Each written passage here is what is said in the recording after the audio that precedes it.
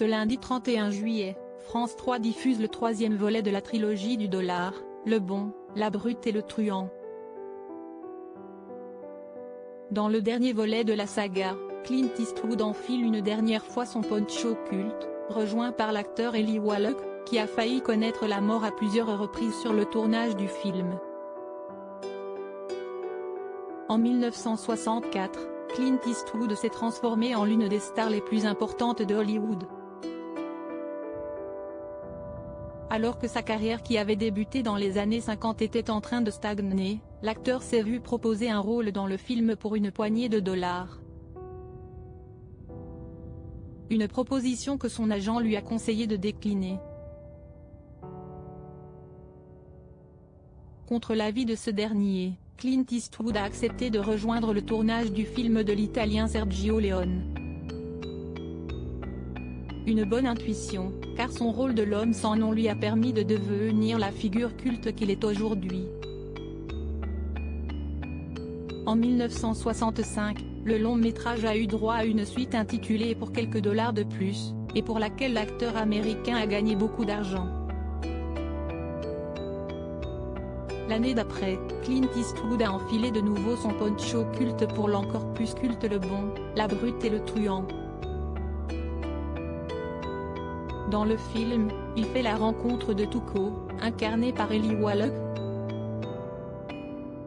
Un long métrage qui a failli être le dernier pour l'acteur new-yorkais, qui a frôlé la mort à plusieurs reprises sur le tournage du film culte. Empoisonnement, pendaison, décapitation, un tournage sous pression. Le tournage du Bon, la Brute et le Truand n'a pas été de tout repos pour Eli Wallach. Dans un premier temps, c'est la barrière de la langue qui a posé un problème.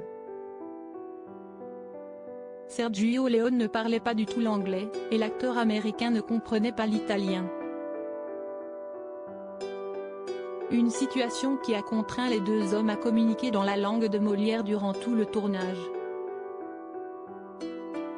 Par la suite, Eli Wallach a frôlé la mort à plusieurs reprises. Dans un premier temps, l'acteur a failli s'empoisonner en buvant une bouteille d'acide qui était posée à côté de son soda. Ensuite, alors qu'il était attaché les mains dans le dos à un cheval, ce dernier s'était lancé au galop.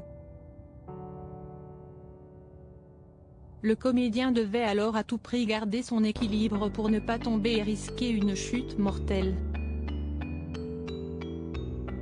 Enfin, l'acteur a frôlé de peu la décapitation. Lors du tournage de la scène de l'évasion du train, l'acteur devait sélectionner une chaîne au sol pendant que le train était lancé à toute vitesse. À ce moment-là, personne ne s'était rendu compte que les marchepieds du train dépassaient et auraient pu arracher la tête de l'acteur s'il l'avait seulement relevé de quelques centimètres. Un tournage chaotique pour Eli Wallach, qui est malgré tout entré dans l'histoire du cinéma pour son rôle de Tuco. Chapeau l'artiste.